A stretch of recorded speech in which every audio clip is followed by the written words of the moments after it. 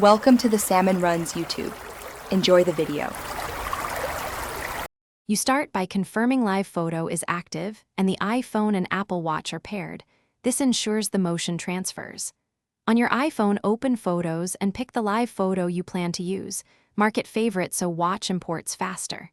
Next, make sure iCloud Photos is on or the photo is stored locally. This avoids sync delays. Once done, you're ready to create a watch face. Stay on the photo, because the next steps will use it directly to make the animated watch face. You'll now turn that live photo into a watch face. With the live photo open, tap Share and choose Create Watch Face. The iPhone offers a photos face that preserves the live effect. Select which style and time placement you prefer and add complications for glanceable info. These don't affect the animation, but improve utility.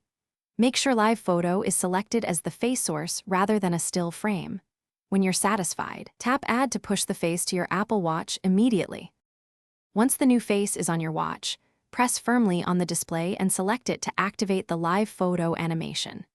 If the motion doesn't play, check that Live Photo playback is allowed, and that wake screen on wrist raise is enabled so the watch animates when you look at it.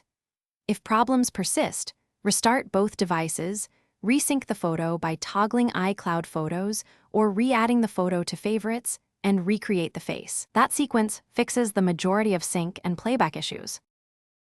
Thanks for watching. Consider subscribing if we helped you.